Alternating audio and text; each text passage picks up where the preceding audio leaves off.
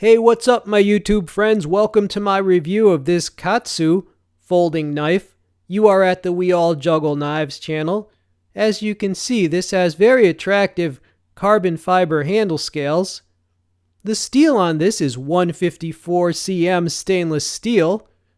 It is a liner lock, and the blade length is 3.5 inches. Now this knife is unusual in that it has a convex edge. You can see that there, and believe you me, it came very sharp, as I will show. But the listing for this said that they tried to recreate a traditional type of Japanese convex edge. Okay, well, I don't have many folders with an edge like that.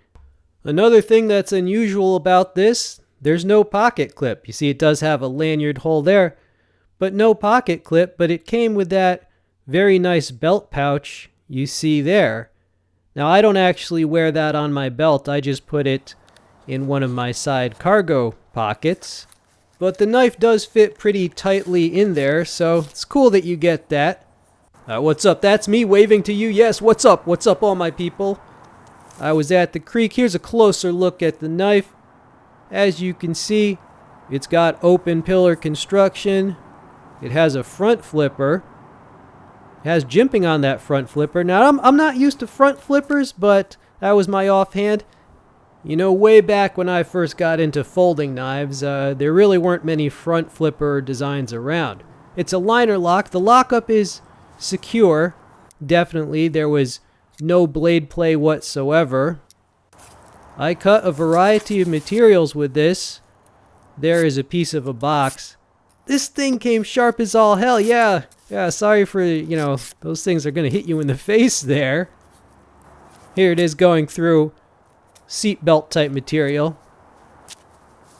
Yeah, that convex edge, I like it. Alright, here we are whittling on some wood.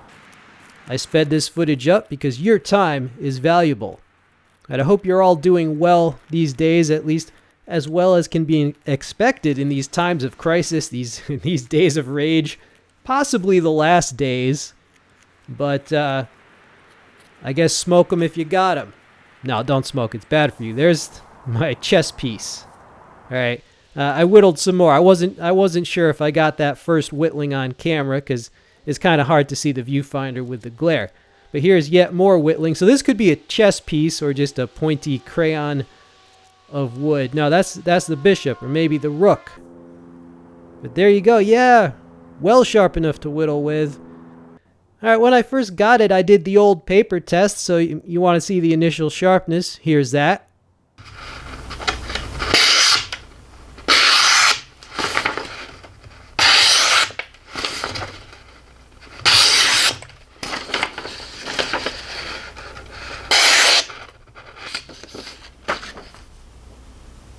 So the moral of the story is this.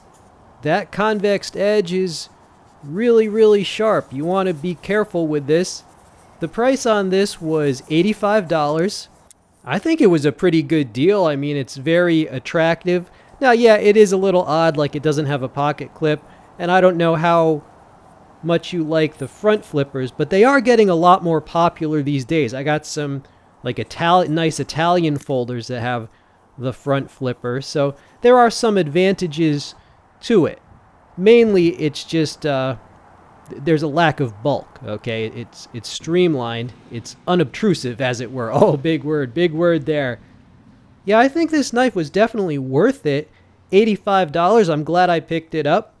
Yeah, it's all about that edge, man. I'll include a link to this below the video if you're in North America. All right, so you can check out the stats or use that link to help support the channel. This has been We All Juggle Knives. I hope you enjoyed the video. I'm out.